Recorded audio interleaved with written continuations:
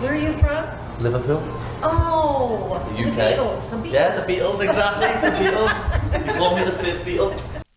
Let's see if it's CSO this weekend, Meat Boy, because it hasn't been for the last 6 opportunities. Tony Ferguson is on a rough skid. Obviously, if you're watching UFC breakdown videos, trying to get some picks lined up for the weekend, you know all about the skid that Tony Ferguson is on, but perhaps a winnable opportunity this time against Paddy the Baddy, who, yes, is 4-0 in the UFC. He's 20-3 overall. Obviously, the last time we saw him was against Jared Gordon. Most people, I would say 99% of the people, thought that Paddy didn't do enough to win that fight, and he should have his first L. But nonetheless, the dude's undefeated in the UFC, and that was kind of a year ago, basically to the day. And it's been a little while since we've seen him. Whereas we just saw Tony only a few months ago, and he almost went the distance against Bobby Green. Had a couple good moments, like that fight against Bobby Green. He did a couple good things.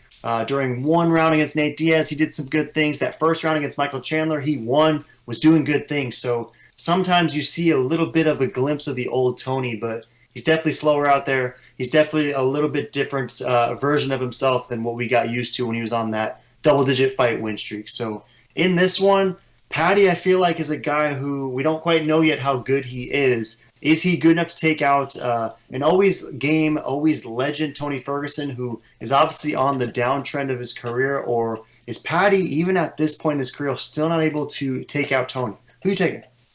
Man, this is such a tough one because you have one of the biggest hype trains turn into one of the most disliked people in the UFC to then an absolute legend, the GOAT of all GOATs, the boogeyman himself, El Cucuy Tony Ferguson, who has basically beaten everybody you could ever think of, but yet on a massive losing streak. And it just seems like you're saying, it just seems like he's brittle, he's slow. I mean, he is 39, which is crazy to think about. I can't believe that he's basically 40 at this point. And it just seems like that the age has, it seems that Tony does not have that Yoel Romero DNA vibe, I guess you could say, because he's definitely, you could tell that he's aging. So, man, I don't know. It's such a tough one. I gotta go with Paddy. Paddy's most likely gonna win, but I mean, all the stuff you're seeing on the media and him talking about El Cucuy training with David Goggins in your corner, like, what even is that? Or is that just the right recipe to get it done versus the new hype train, the Baddy? I think Baddy's pretty bad, but I think Tony is possibly worse in his 40s. He's clearly hasn't shown up in a long time to actually fight. I just think he's donezo. So hopefully he retires after he gets absolutely snooze fest by Paddy.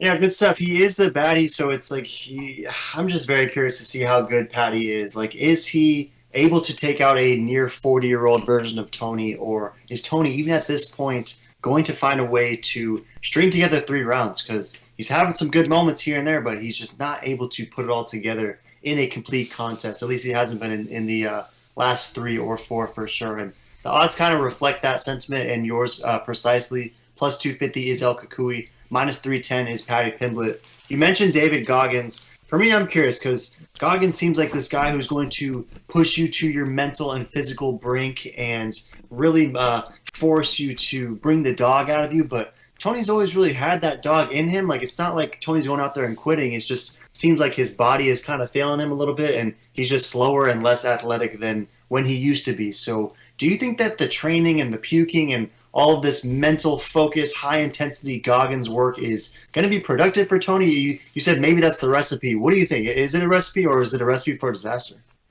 It seems like it's the recipe for disaster, an ultimate quest.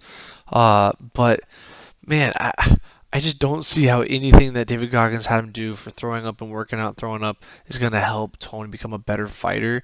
It just didn't really give too much confidence. That's why I'm picking Baddy. I hope Tony wins, though. Would be funny also, but he's due for one. He needs one. He's definitely getting cut after this if he takes an L.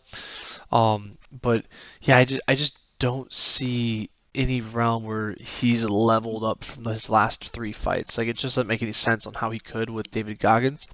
Maybe Goggins is going to open up the next American top team, but we'll have to see how this fight goes.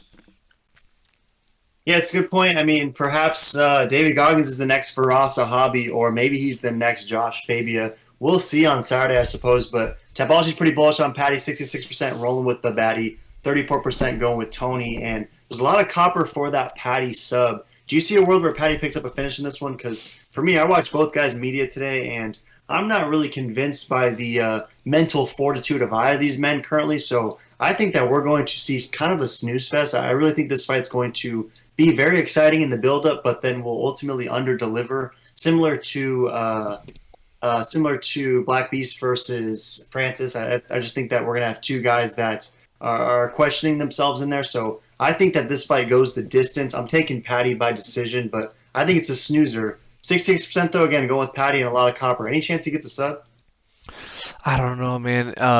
If you guys remember Benny Dariush versus Ferguson, I mean, he basically ripped arms, ripped legs, ripped everything, and Tony did not tap. So unless it's a rear naked choke and he puts him to sleep and then they call the fight, I don't know if Paddy's getting a tap from Tony. Tony does not tap. But this is one heck of a fight. Throw in the comments what you taking and why. Smash me, subscribe.